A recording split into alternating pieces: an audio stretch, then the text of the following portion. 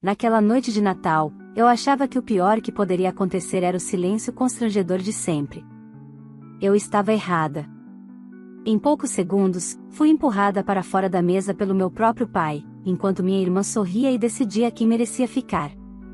Diante de todos, fui tratada como alguém descartável, e ninguém me defendeu. Saí daquela casa acreditando que tinha perdido tudo: família, lugar, história. O que eles não sabiam é que aquela humilhação seria o início da maior virada da minha vida. Cada gesto, cada palavra dita naquela noite teve um preço. E eu paguei o meu, mas eles pagaram muito mais caro. Se você já se sentiu rejeitado por quem deveria te proteger, essa história vai te prender até o final. Olá, seja bem-vindo ao canal Histórias Surpreendentes. Curta e se inscreva nesse canal, aproveite e ative as notificações, comente aqui de qual cidade você está assistindo, vou adorar saber e deixar um coração no seu comentário. Vale lembrar que os nossos vídeos não são relatos reais, são histórias voltadas apenas para o entretenimento. Toda a criação e edição são feitas pelo proprietário do canal. Durante muitos anos, eu acreditei que o problema era comigo. Que talvez eu fosse mesmo exagerada, sensível demais, deslocada demais dentro da minha própria casa. Cresci ouvindo que família era tudo, que sangue falava mais alto, que no fim do dia sempre haveria um lugar para minha mesa. Demorei décadas para entender que algumas mesas só existem para excluir, e que o afeto, quando condicionado, não é amor, é controle. Eu sou a filha que nunca deu trabalho. A que estudou em silêncio, trabalhou cedo, ajudou nas contas, abriu mão de sonhos para não pesar. Enquanto isso, minha irmã sempre foi o centro. A preferida. A mimada. A que errava e era compreendida, a que exigia e era atendida. Quando ela se casou, a casa dos meus pais mudou de eixo. Tudo passou a girar em torno dela, do marido, das vontades deles. E, depois, dos sogros dela, que foram sendo incorporados como se sempre tivessem pertencido à família. Eu continuei ali. Invisível, mas útil. Era chamada quando precisavam de algo. Esquecida quando não precisavam mais. O Natal daquele ano parecia apenas mais um.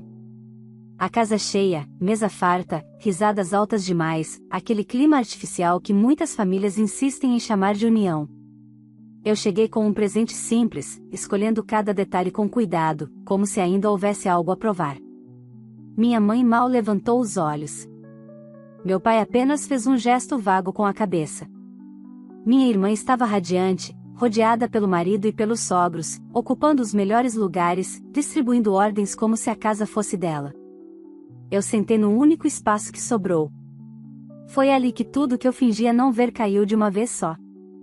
No meio do jantar, enquanto todos conversavam, senti um empurrão seco. Não foi um toque. Não foi um pedido. Foi um empurrão claro, deliberado, que me fez deslizar a cadeira para trás. Meu pai estava de pé, o rosto duro, a voz fria, alta o suficiente para todos ouvirem: a família da sua irmã não precisa de você aqui. Vá embora. O silêncio que se seguiu foi ensurdecedor.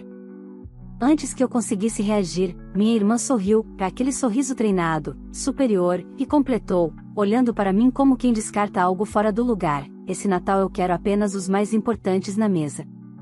No próximo, quem sabe você não pode estar. Ninguém me defendeu.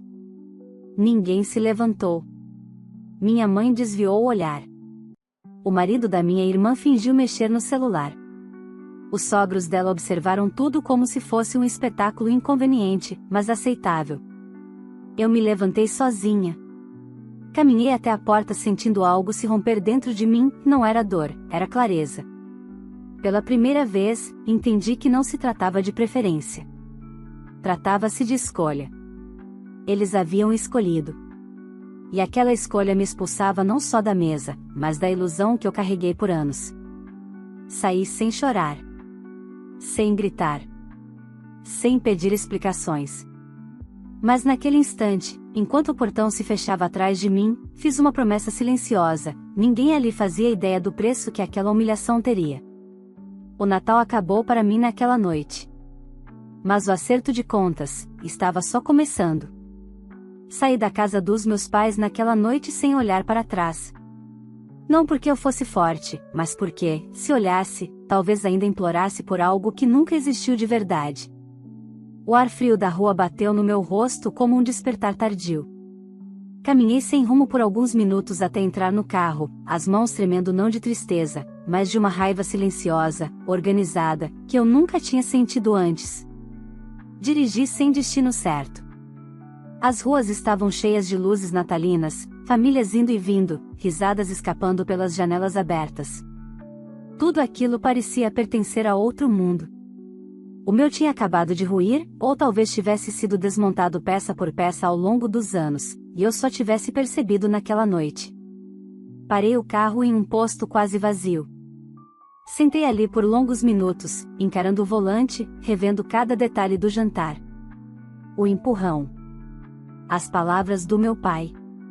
O sorriso da minha irmã. Não havia álcool, briga antiga ou descontrole emocional que explicasse aquilo. Foi calculado. Planejado. Eles me queriam fora. E não apenas da mesa. Naquela madrugada, algo começou a fazer sentido. As conversas sussurradas que cessavam quando eu entrava na sala. As perguntas insistentes sobre minhas economias. O interesse repentino do meu pai em organizar melhor os bens da família. O jeito como minha irmã falava da casa como se já fosse dela. Eu sempre achei que fosse exagero meu. Agora, tudo se encaixava.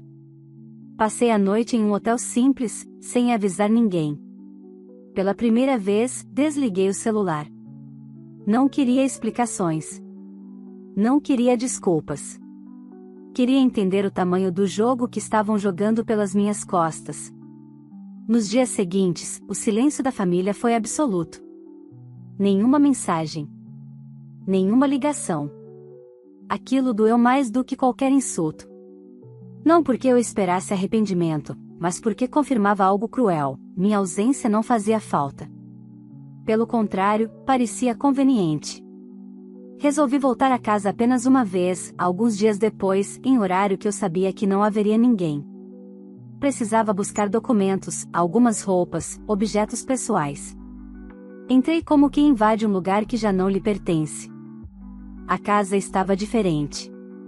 Quadros mudados, objetos meus fora do lugar, gavetas mexidas.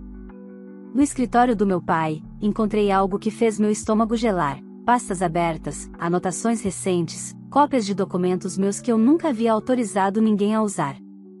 Ali, de pé, segurando aquelas folhas, compreendi que o empurrão do Natal não tinha sido o começo. Tinha sido apenas o primeiro movimento visível. A exclusão já estava em curso há meses, talvez anos. Eles estavam preparando o terreno para me apagar da própria história, com naturalidade assustadora. Naquela mesma tarde, recebi a primeira mensagem da minha irmã desde o Natal. Curta, fria, quase administrativa. Ela dizia que seria melhor eu não aparecer mais sem avisar, para evitar climas desnecessários, e que nossos pais estavam muito magoados com a forma como eu tinha reagido. Eu li aquela mensagem várias vezes. Não havia pedido de desculpas. Não havia arrependimento. Havia apenas controle. Foi nesse momento que tomei a decisão que mudaria tudo. Eu não iria discutir. Não iria confrontar. Não iria pedir explicações. Se eles estavam jogando um jogo silencioso, eu aprenderia as regras. E jogaria melhor. Porque uma coisa eu sabia com absoluta certeza: ninguém expulsa alguém da própria família sem estar preparado para as consequências. E eles ainda não faziam ideia do que estavam prestes a perder. Nos dias que se seguiram, comecei a enxergar minha família com uma clareza quase cruel. Não era mais a filha rejeitada tentando entender o que havia feito de errado. Eu observava tudo como quem analisa um problema antigo sob uma nova luz. E quanto mais eu olhava, mais percebia que aquela exclusão não era emocional apenas, era estratégica. Passei a revisar minhas próprias finanças. Não por medo, mas por instinto. Sempre fui organizada, talvez por necessidade. Trabalhava há anos, guardava dinheiro, tinha investimentos modestos, mas consistentes. Nada extraordinário, porém suficiente para despertar cobiça em quem acreditava que tudo que eu construí deveria, de alguma forma, servir à família. E servia. Sempre serviu. Lembrei das vezes em que paguei contas atrasadas dos meus pais só até o próximo mês. Das reformas na casa que ajudei a bancar. Do dinheiro emprestado à minha irmã no início do casamento, que nunca foi devolvido, e que, com o tempo, passou a ser tratado como obrigação minha. Tudo vinha disfarçado de afeto, mas sempre terminava em cobrança silenciosa. Foi então que recebi a ligação da minha mãe. A voz dela era mansa, ensaiada. Disse que estava preocupada comigo, que eu havia sido sensível demais no Natal, que meu pai não quis me empurrar, apenas me conduzir para evitar constrangimentos. Constrangimento. A palavra ecoou na minha cabeça como uma afronta. Ela sugeriu um almoço para colocar tudo em pratos limpos. Disse que minha irmã estaria viajando, que seria melhor assim. Eu quase ri. Pela primeira vez, não a aceitei de imediato. Disse que pensaria. Antes de desligar, ela soltou a frase que confirmou tudo. Você sabe que agora as coisas estão diferentes, sua irmã tem uma família para cuidar. Não respondi. Mas entendi. Eu nunca tive uma família para cuidar. Eu sempre fui o recurso. Naquela noite, comecei a cruzar informações. Datas, conversas antigas, mensagens arquivadas. Percebi que, nos últimos meses, meu pai havia solicitado cópias de documentos meus com uma frequência estranha. Minha irmã fazia perguntas específicas demais sobre meus investimentos. O marido dela, sempre calado, agora opinava sobre organização patrimonial como se fosse especialista. Nada era explícito. Tudo era sorridente, educado, disfarçado de preocupação. Mas havia um plano ali. Um plano que exigia minha obediência, ou minha saída definitiva do caminho. O empurrão no Natal foi o teste final. E eu falei para eles. Ao invés de me humilhar, fui embora. Ao invés de implorar, me calei. E o silêncio, percebi, os incomodava muito mais do que qualquer escândalo. Alguns dias depois, descobri que meus pais haviam comentado com parentes que eu estava instável, que andava estranha, que talvez estivesse passando por problemas emocionais. A narrativa estava sendo construída. Eu era o elo frágil. A filha difícil. A que não se adaptou. Foi nesse ponto que deixei de reagir como filha. Passei a agir como alguém que precisava se proteger. Procurei orientação profissional. Não para atacar, mas para entender meus próprios direitos. Cada conversa, cada explicação, só reforçava uma verdade incômoda. Se eu não colocasse limites agora, perderia muito mais do que um lugar à mesa do Natal. Aceitei o convite para o almoço. Cheguei pontualmente. Minha mãe me recebeu com um abraço rápido, meu pai mal me olhou. O clima era tenso, mas controlado. Eles falaram muito. Sobre união, sobre o futuro, sobre evitar conflitos desnecessários. Eu ouvi tudo em silêncio. Então veio a proposta. Disseram que talvez fosse melhor eu me afastar um pouco, morar sozinha, começar uma vida mais independente, como se eu já não fosse independente há anos. Em troca, garantiram que tudo seria justo no futuro. Não entraram em detalhes. Não precisaram. Eu sorri. Um sorriso calmo, educado, que eles interpretaram como concordância. Mas por dentro, algo já estava decidido. Se eles queriam me afastar para reorganizar suas prioridades, eu faria exatamente isso. Só que não do jeito deles. E, quando percebessem, seria tarde demais para fingir que tudo não passou de um mal-entendido familiar. Saí daquele almoço com uma certeza incômoda, eles acreditavam que eu tinha aceitado. O sorriso, o tom calmo, o silêncio estratégico, tudo havia sido interpretado como submissão. Pela primeira vez, percebi o quanto minha família confundia minha discrição com fraqueza. Eles não imaginavam que, enquanto falavam em justiça futura, eu já estava pensando em proteção imediata. Nos dias seguintes, comecei a me afastar de forma metódica. Não briguei. Não confrontei. Apenas deixei de estar disponível. parei de atender chamadas fora do horário. Não respondi mensagens que vinham carregadas de pedidos indiretos. A reação foi rápida, minha irmã passou a aparecer mais. Sempre com um motivo. Um documento urgente, uma dúvida financeira, uma conversa de mulher para mulher. Foi numa dessas visitas que a máscara caiu um pouco. Ela sentou à minha frente, cruzou as pernas e falou como quem negocia algo que já considera seu. Disse que os sogros estavam preocupados com o futuro dos meus pais, que o marido dela tinha ideias excelentes para reorganizar tudo, que talvez fosse hora de centralizar decisões para evitar conflitos. Centralizar. Em outras palavras, tirar de mim qualquer controle. Quando questionei, ela riu. Você sempre leva tudo para o lado pessoal. Estamos pensando no melhor para todos. Todos, menos eu. Naquela noite, abri uma caixa antiga onde guardava papéis que nunca achei que precisaria rever. Contratos, comprovantes, registros de transferências. Documentos que mostravam quanto eu havia contribuído ao longo dos anos. Não apenas financeiramente, mas estruturalmente. Aquilo não era memória afetiva. Era prova. Passei a registrar tudo. Datas, horários, frases exatas. Não porque planejasse um confronto imediato, mas porque entendi algo essencial: quem controla a narrativa controla o desfecho. E eles já estavam tentando me transformar na filha problemática antes mesmo de eu reagir. Alguns dias depois, recebi uma ligação inesperada: o marido da minha irmã. A voz dele era educada demais, quase gentil. Disse que queria evitar ruídos, que as famílias precisavam se alinhar, que os sogros estavam dispostos a ajudar, desde que houvesse confiança mútua. Confiança. Outra palavra distorcida. Ele sugeriu um encontro, todos juntos, para lhe esclarecer expectativas. Me convidaram para um jantar. Não de Natal. Um jantar formal, planejado, com pauta implícita. Recusei. Disse que preferia resolver qualquer assunto por escrito. O tom mudou na hora. Passei a receber mensagens da minha mãe carregadas de culpa. Meu pai deixou recados secos. Minha irmã começou a insinuar que eu estava me isolando demais. A narrativa avançava: eu era instável, difícil, ingrata. Foi então que descobri algo que eles não imaginavam que eu soubesse. Um conhecido em comum comentou, sem malícia, que meus pais haviam procurado um advogado indicado pelos sogros da minha irmã.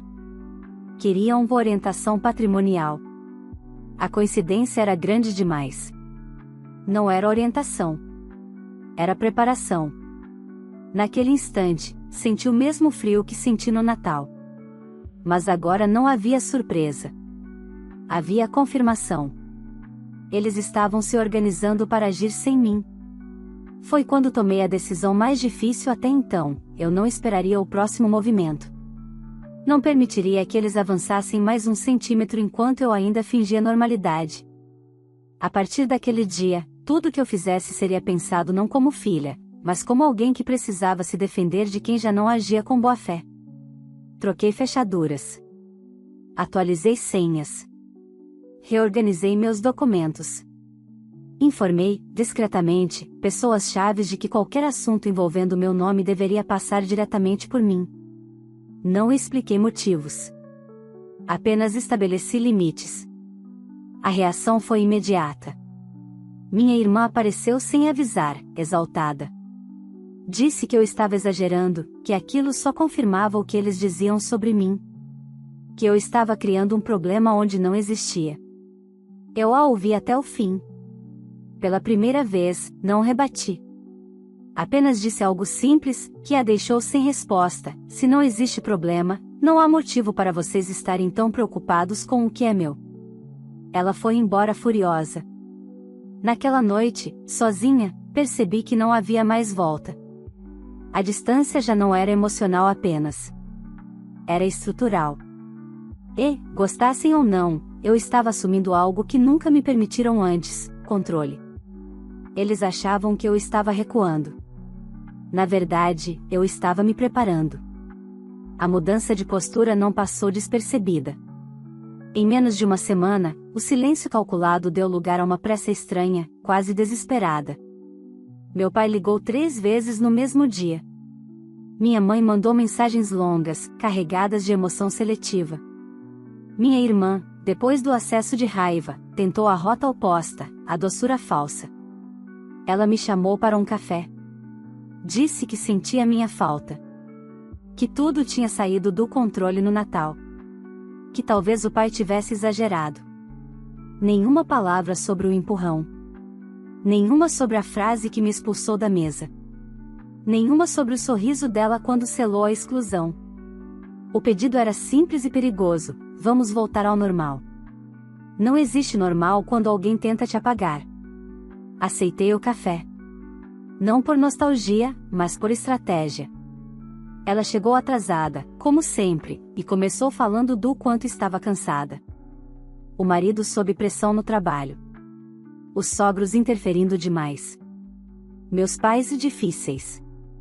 Eu ouvi tudo como quem observa um relatório mal escrito, muitas emoções, poucos fatos. Então ela soltou o que realmente importava. Disse que meus pais estavam pensando em organizar tudo enquanto ainda havia tempo. Que o clima de conflito poderia prejudicar a saúde deles. Que seria mais seguro se as decisões ficassem concentradas em uma só linha familiar. A dela. Falou em confiança, em praticidade, em evitar desgastes futuros. Eu perguntei, com calma, o que exatamente ela queria de mim. Ela respirou fundo e disse que seria melhor se eu assinasse alguns documentos quando chegasse a hora. Nada agora, claro. Só para facilitar. A palavra voltou a aparecer. Facilitar. Sorri. Agradeci o café. Disse que pensaria. No dia seguinte, recebi a confirmação de algo que eu já suspeitava: os sogros da minha irmã estavam diretamente envolvidos. Tinham advogado, influência, contatos. Não se tratava apenas de preferência familiar.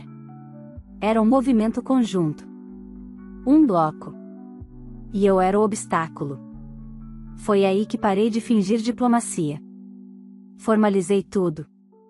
Cada comunicação passou a ser registrada. Informei, por escrito, que qualquer assunto relacionado a patrimônio, decisões familiares ou uso do meu nome deveria ser tratado exclusivamente por meios documentados. Nada de conversas informais. Nada de jeitinho. Nada de pressa emocional. A resposta veio rápida e agressiva. Meu pai apareceu na minha porta sem avisar.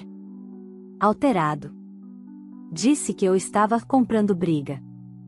Que ninguém estava tentando me passar para trás.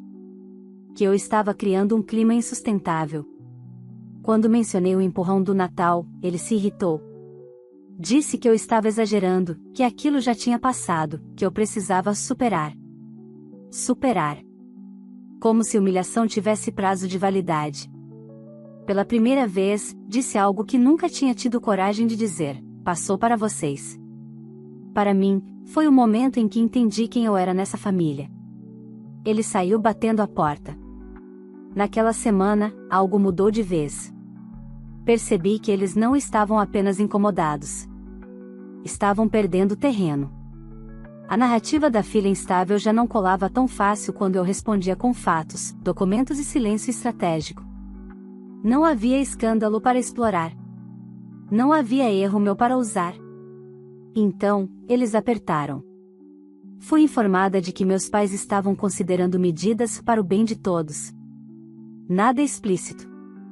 Mas o recado era claro: se eu não colaborasse, eles encontrariam outra forma de seguir sem mim. Foi ali que compreendi o verdadeiro alcance do que estava acontecendo. Aquilo não era uma briga familiar comum. Era uma tentativa organizada de me empurrar para fora da própria história, como haviam feito naquela noite de Natal, só que agora, com papéis, testemunhas e pressa. A diferença é que, desta vez, eu não estava sozinha nem despreparada. Tudo que eles planejavam dependia de uma coisa: que eu continuasse reagindo como filha. Confusa. Emocional. Culpada. E eu já não era mais isso. Quando recebi a última mensagem da minha irmã, precisamos resolver isso logo, entendi que o tempo deles estava acabando. E que o próximo movimento não seria deles. O erro deles foi acreditar que eu ainda jogava na defensiva. Quando percebi que a pressa havia mudado de lado, passei a agir com frieza absoluta. Não havia mais espaço para tentativa de conciliação, nem para fingimentos. Tudo agora era cálculo. Na semana seguinte àquela última mensagem da minha irmã, recebi uma notificação informal. Meus pais haviam comentado com parentes que eu não estava bem e que talvez precisasse de ajuda para organizar minha vida. A frase era vaga, mas carregada de intenção. Não era preocupação. Era preparação de terreno. Eles estavam tentando criar um consenso silencioso antes do golpe final. Foi então que decidi inverter o jogo. Em vez de reagir aos movimentos deles, passei a antecipá-los.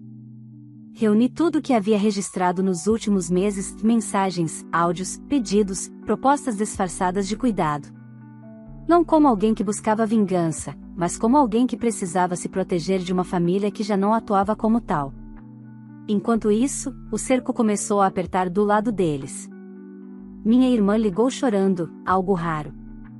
Disse que os sogros estavam pressionando, que o marido estava irritado, que meus pais estavam ansiosos. Pediu que eu cedesse um pouco, só para acalmar os ânimos. Aquela ligação confirmou tudo, eles precisavam de mim agora. Não por amor, mas porque algo importante dependia da minha assinatura, da minha concordância, do meu silêncio. Eu disse apenas que precisava de tempo. No dia seguinte, meu pai tentou outra abordagem. Mandou uma mensagem curta, seca, dizendo que eu estava rompendo a família e que isso teria consequências. Pela primeira vez, a ameaça deixou de ser velada. Não respondi. Algumas horas depois, descobri qual era o plano. Um conhecido em comum, desconfortável, me alertou. Meus pais estavam se preparando para tomar decisões em conjunto com minha irmã e os sogros dela, alegando que eu estava me afastando voluntariamente e que isso justificaria seguir sem mim. Eles queriam oficializar minha exclusão, não só emocional, mas prática.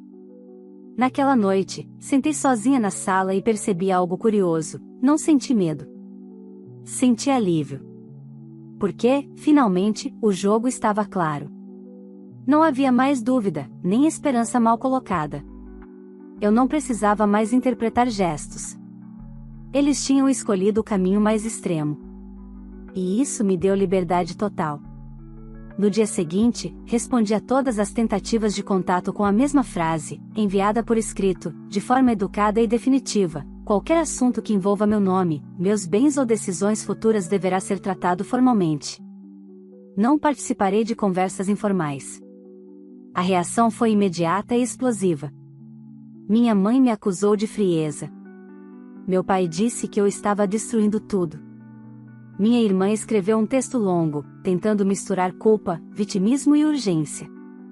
Falava em tempo, em última chance, em resolver como família. Mas já não éramos uma família. Eles não perceberam que, ao me empurrarem daquela mesa no Natal, tinham feito mais do que me humilhar. Tinham me desligado emocionalmente. E alguém desligado não negocia sob pressão. Foi quando o movimento mais desesperado aconteceu. Recebi uma convocação para uma reunião definitiva. Todos estariam presentes, meus pais, minha irmã, o marido dela e os sogros. O tom era de ultimato. Ou eu comparecia, ou eles seguiriam sem mim. Li aquela mensagem com calma. Fechei os olhos por alguns segundos. E sorri. Eles achavam que aquela seria a reunião onde eu cederia. Não fazia ideia de que seria o momento exato em que tudo o que haviam planejado começaria a desmoronar. Aceitei o convite. Mas não do jeito que eles esperavam. Porque, dessa vez, eu não iria como filha rejeitada tentando se explicar. Eu iria como alguém que finalmente entendeu o valor do silêncio, da antecipação, e do timing certo. Cheguei à reunião no horário exato. Nem antes, nem depois. Pontualidade sempre foi uma das poucas virtudes que minha família reconhecia em mim, talvez porque nunca os colocasse em risco. Dessa vez, colocaria. O encontro aconteceria na casa dos meus pais. A mesa da sala estava posta como se fosse um conselho improvisado. Meu pai sentado à cabeceira, minha mãe ao lado, minha irmã e o marido juntos, e os sogros dela ocupando o espaço com a segurança de quem se sente no controle. Todos se viraram quando entrei. O silêncio foi imediato. Não sentei. Permaneci de pé, apoiando a bolsa no antebraço, observando cada rosto. Nenhum deles parecia confortável. Havia expectativa, sim, mas também tensão. Eles ainda acreditavam que aquela seria a reunião em que eu cederia para evitar o rompimento definitivo. Meu pai foi o primeiro a falar. Disse que aquela situação tinha ido longe demais. Que eu estava sendo inflexível. Que família exigia concessões. Minha irmã concordava em silêncio, os sogros observavam como quem avalia um investimento problemático. Eu deixei que falassem. Quando terminaram, respirei fundo e disse, com calma absoluta, antes de qualquer coisa, quero deixar claro que essa será a última vez que conversamos todos juntos. A frase caiu como um peso sobre a mesa. Expliquei, sem elevar o tom, que estava plenamente consciente de tudo o que vinha acontecendo havia meses. Das tentativas de me afastar, das conversas paralelas, da construção da narrativa de que eu era instável.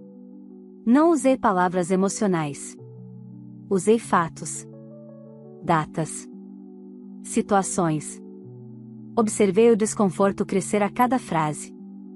Meu pai tentou interromper. Levantei a mão. Agora sou eu que falo. Disse que o empurrão no Natal não havia sido um descontrole. Tinha sido um aviso. Um teste. E que, naquele dia, ao me mandarem embora da mesa, tinham rompido algo que não se recompõe com pedidos tardios ou reuniões forçadas. Minha irmã tentou argumentar, dizendo que tudo havia sido exagerado, que a intenção nunca foi me excluir. Foi então que repeti, olhando diretamente para ela, as palavras que ela mesma havia dito naquela noite: esse Natal eu quero apenas os mais importantes na mesa. Ninguém contestou. Continuei dizendo que não estava ali para negociar presença, afeto ou pertencimento. Que não aceitaria participar de decisões que me afetassem sem meu consentimento. Que não assinaria nada, agora ou no futuro. E que qualquer tentativa de seguir usando meu nome, minha história ou minha boa-fé seria tratada como violação clara de limites. O marido da minha irmã tentou intervir. Os sogros trocaram olhares. Meu pai levantou a voz. Minha mãe chorou. Nada disso me moveu. Então disse a frase que selou tudo: vocês não me expulsaram só de uma mesa. Vocês me libertaram de um papel que eu nunca escolhi, mas sustentei por anos. A partir de hoje, não faço mais parte dessa dinâmica. Anunciei que estava mudando definitivamente. Que minha vida seguiria sem consultas, sem permissões, sem justificativas. Não pedi entendimento. Não pedi aceitação. Apenas informei. Peguei minha bolsa, caminhei até a porta e, antes de sair, completei: vocês fizeram escolhas. Esta é a consequência. Saí sem olhar para trás. Os meses seguintes foram silenciosos. Nenhuma tentativa de reaproximação direta. Algumas mensagens indiretas, ignoradas. Comentários de terceiros, que não respondi. Pela primeira vez na vida, o silêncio não doía.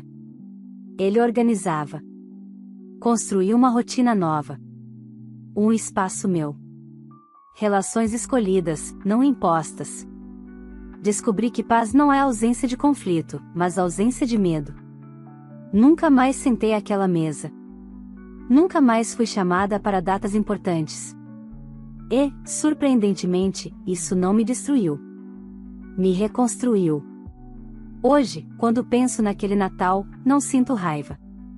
Sinto clareza. Foi o dia em que deixei de ser a filha rejeitada tentando caber onde não havia espaço. Foi o dia em que parei de aceitar migalhas travestidas de família. Não reatei laços. Não pedi perdão. Não voltei atrás. Porque algumas portas, quando se fecham com violência, não devem ser reabertas. Devem ser deixadas para trás, como prova de que sobreviver também é saber partir. E eu parti. Inteira. Se essa história te tocou de alguma forma, curta esse vídeo agora, que isso ajuda muito o canal a continuar trazendo relatos fortes e reais como esse. Se você ainda não é inscrito, inscreva-se e ative o sininho para não perder nenhuma história nova. Compartilhe esse vídeo com alguém que precisa ouvir essa mensagem hoje. Agora eu quero saber de você, no lugar dessa filha, você faria o mesmo?